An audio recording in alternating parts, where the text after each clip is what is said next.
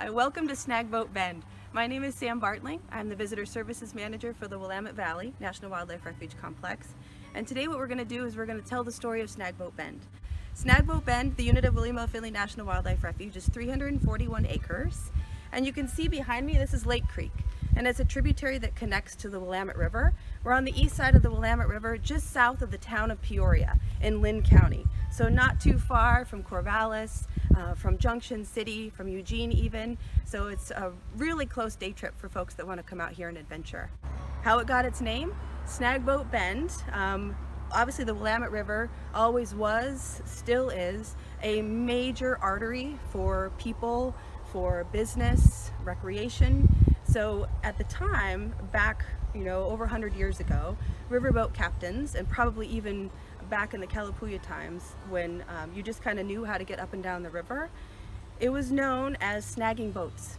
So Snag Boat Bend, it would have been a location that people would have been a little mindful of, that their boat didn't get snagged and end up in an unfortunate situation. One of the really neat things about Snag Boat Bend, and what makes it really special, is it is a home for wildlife.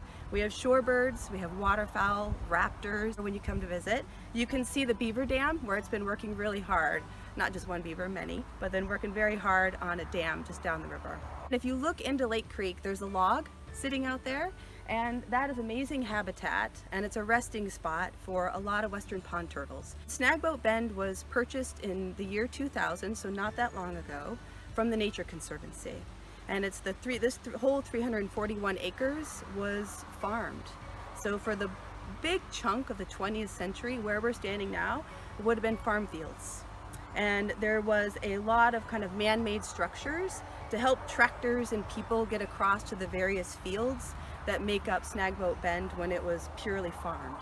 So early in, right after it was acquired, restoration work started soon after. A lot of the major restoration work started in 2008 and then picked up big time when the Long Tom Watershed Council started all their work out here. Hi, I'm Jed Call. I'm a fish biologist and restoration projects manager for the Long Tom Watershed Council. We've been working with the Fish and Wildlife Service to restore habitat and improve water quality here on the Willamette River and Lake Creek since about 2014. And Snag Boat Bend is a really important place for a variety of fish and wildlife species. Our work has mostly been focused in the waterways and on the floodplain. Snag Boat Bend provides really important habitat for juvenile spring Chinook salmon that are born in upper tributaries like the McKenzie and Middle Fork Willamette. And on their way out to the ocean, they lay over here at Snag Boat Bend and other sites up and down the main stem Willamette to feed and grow big and take refuge from predators. Specifically here, we've focused on removing constructed features that have been placed by previous landowners in the floodplain and in side channels that have disconnected side channel habitat, not allowed fish and other wildlife to get up into the floodplain out of the high flows of the main stem during winter. We've also focused our efforts on tree and shrub planting in the floodplain to restore those ecological processes and habitat for other terrestrial wildlife and birds. All told, we've planted about 200 acres of floodplain with about 300,000 trees and shrubs, and reconnected about 100 acres of floodplain for fish and wildlife habitat. One of the most fascinating things that I've learned out here at Snag Boat Bend is how much things change over time in a relatively short amount of time. On the floodplain, you can see that in decades past, this was basically all farmland with no tree or shrub cover, and it heals itself relatively fast after you put some trees and shrubs in the ground. They take off when conditions are right, and it's on its way to becoming floodplain forest again. One of the last projects that we're working on out here at Snag Boat Bend is to increase flow through this historic channel to help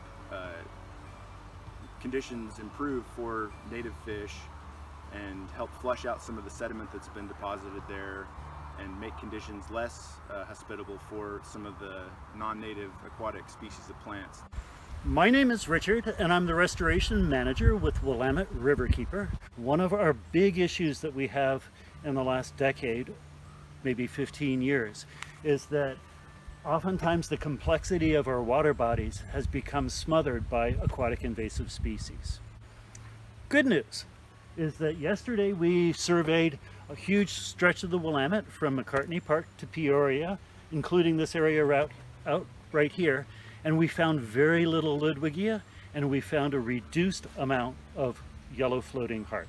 What is Ludwigia and what is yellow floating heart, or otherwise known as Nymphoides Pelta?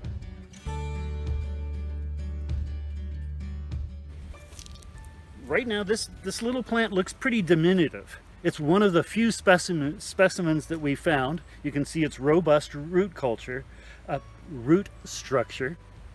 But this plant actually can grow up through the substrate or into the substrate, up through 2 to 3 feet of water, and then again for another 5 feet. So you can imagine robust amounts of Ludwigia that look like this. This happens to be Willamette Mission State Park. You can see a picture of a contractor actually walking on dense mats of Ludwigia suspended over 2 to 3 feet of water, and the Ludwigia is up to their shoulders. It should look like this instead. We've had success at a number of sites up and down the Willamette, and what we're looking for in helping to return it to its natural state is we do not want large monocultures of any invasive species.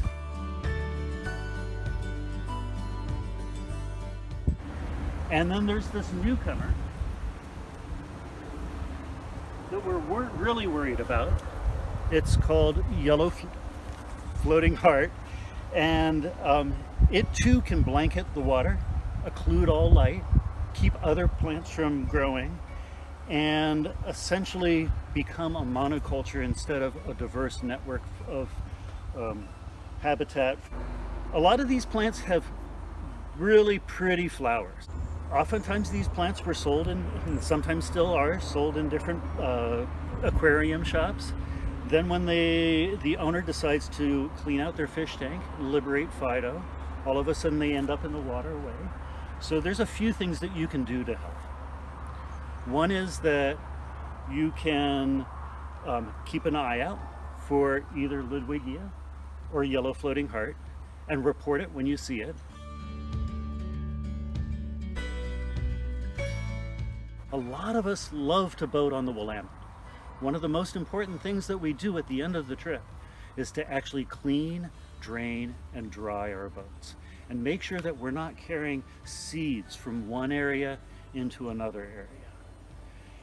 And last but not least, we can really help raise awareness among people who've got aquariums or who've got different backyard ponds, that those could be populated with natives instead of something that will then take over a larger ecosystem.